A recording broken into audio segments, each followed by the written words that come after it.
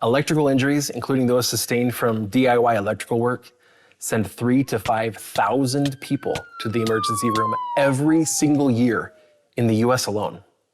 And most of those people thought they knew what they were doing. So here's the deadly truth when it comes to electrical projects. It's not what you don't know that's so dangerous. It's what you think you know, but that you got completely wrong. So today we're gonna break down the 7 most common but deadly mistakes that DIYers regularly make when working on their circuit breaker boxes.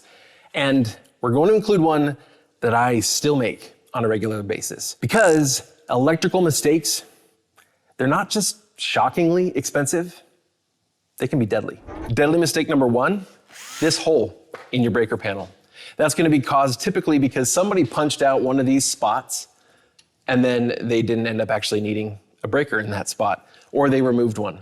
In this case, I removed one because I need to replace it, which I'll show you later on in this video. But having an open gap there is an invitation for bugs, fingers, or tools to create a deadly arc flash. You don't even have to go all the way in and touch that metal inside for it to shock you. Even getting close enough, especially with like a metal tool, that could be enough for it to arc and then lights out. And I'm not just talking about the lights in your house. So what do you do if you did punch one of these out and now you need to fill it? Well, fortunately, they sell these cool little blanks right here. And that just literally slides on right here and clips into place. And that's gonna prevent anyone from sticking a finger or a tool or something in there and causing that deadly arc flash. But even if you have everything covered and safe and you've wired everything right, you may actually still fail an inspection on your electrical work. That's because there is no national standard, especially not a worldwide standard, but even in the US, there's not a national standard for the electrical code. So mistake number 2 is actually just not knowing the rules for where you live. You would think with a giant $130 book from the National Fire Protection Administration, all about the National Electrical Code, that maybe we would have a national standard. But really, that's just a starting point. Building code, including electrical code, actually varies a lot from place to place. And it's not even a statewide thing. Because whatever jurisdiction you're in for a building, sometimes that's at the county level, or if you're within a city, at the city level, they're gonna have specific things that might be different. Now, it is true that a lot of cities and counties will adopt the National Electric Code, but a lot of times there will be changes made that are based upon geographical differences in different areas. And so it's also not uncommon, like for example here in Idaho, for some of the bigger cities to have made some specific changes, and then all of the other smaller towns and all of the other counties sort of adopt those same changes. But it's not always the case. I'll give you an example. In Chicago, you cannot use non-metallic wire, Romex. You can't use it. You have to use conduit in all construction, residential and commercial. That's not the case basically almost anywhere else in the country, but it is in Chicago and it is in some other specific cities. So what you need to do is you need to know and understand the rules for where you live. Of course, it's not a bad idea to just follow the standard code, and you can often find a lot of those specifics on your city or county website. Also, if we're talking about a DIY project and you can see the way that things were done by the builder of the home, it's probably safe to assume that the way they did it followed code as long as the home was built in the recent past. That doesn't mean they did it the best way, but at least the way that they did do it passed an inspection. Now, not being up to your local code may not be a deadly mistake. It might just be a costly one or even just an annoying one. But there are some mistakes that can be fatal and can be incredibly dangerous for your home, but they stay hidden right up until the moment where they're not. And one example of that is double tapped breakers. So a double tapped breaker refers to when you put 2 wires into the same circuit breaker. Now, interestingly enough, here in this home, none of the breakers are double tapped. Each one of these just has a single wire going into it. But sometimes people will put 2 wires into the same circuit breaker, which is fine as long as it's a breaker that's designed for that. If a breaker isn't designed for double tap, for having 2 wires into it, then putting 2 wires in can actually cause them to not connect quite as tightly. And because of that, you can end up with a loose wire that actually comes out, and then now you've got a fire hazard. So if you ever do need to run 2 wires out of the same breaker, which can easily happen if you have one wire going off kind of one way and another going off to the lights or something.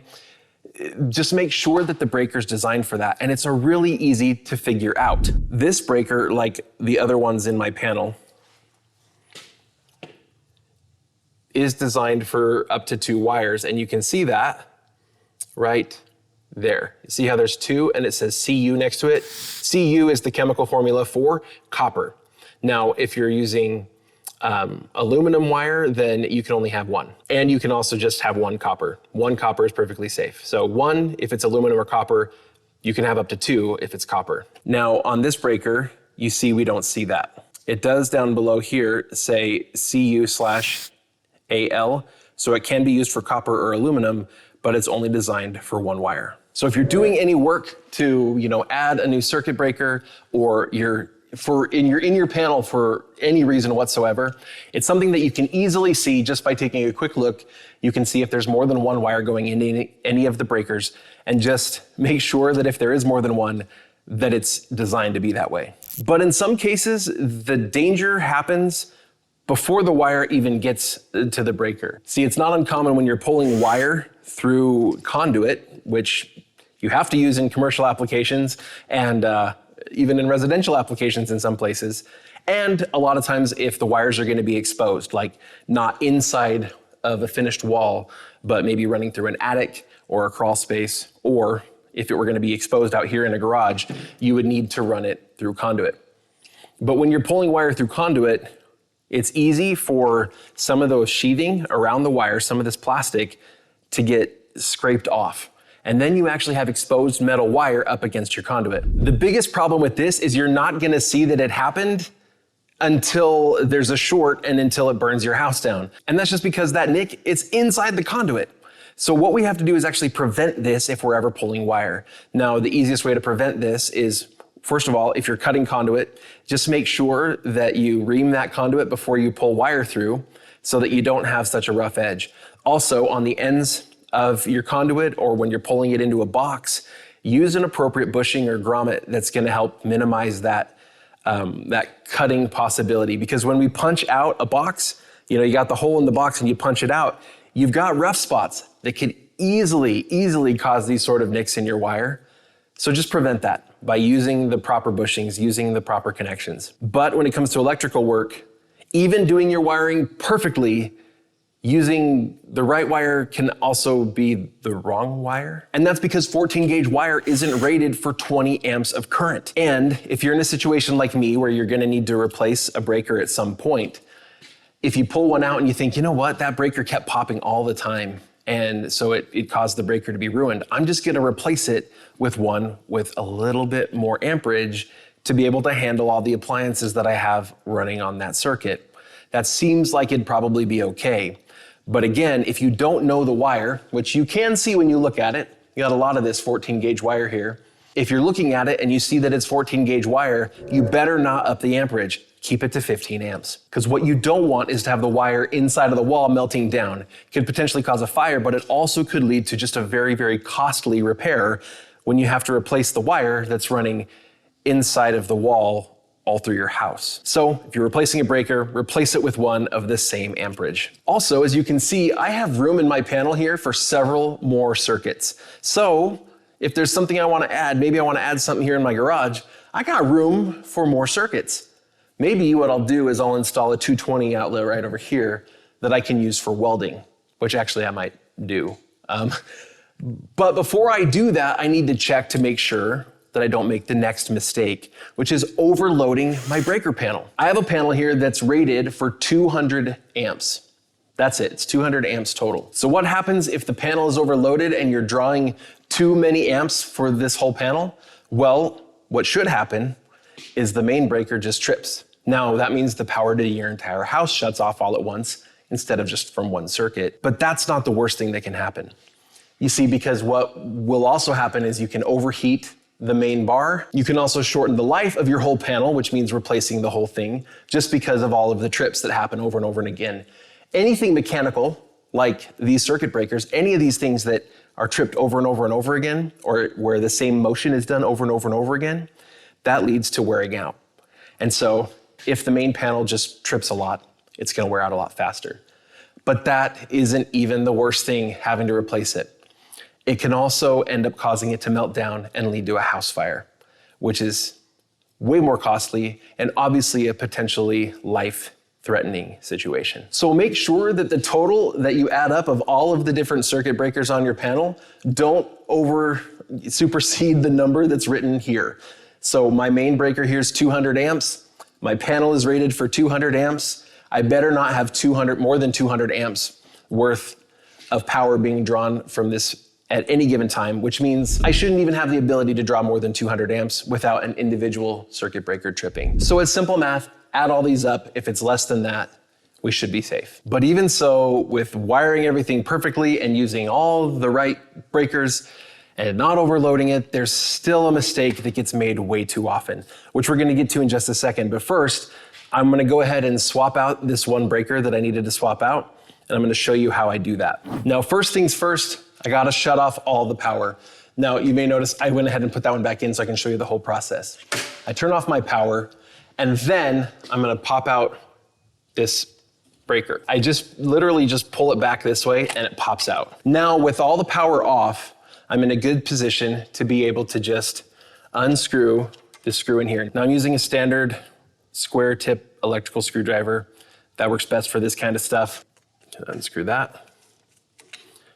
Just loosen it a little bit and the wire comes out. Then I can put it in. This is a slightly different one because it's not the kind that can have two wires, but I just put it into that square there and I'm just gonna tighten this down. Once it's in there good and tight, that wire's not gonna fall out. I really want it to have really good contact.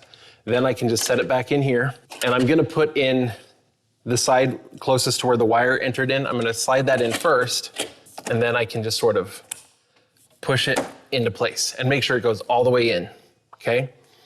I can turn that on. Now I can turn my main power back on and we're good to go. Okay, so that leads me to this next issue.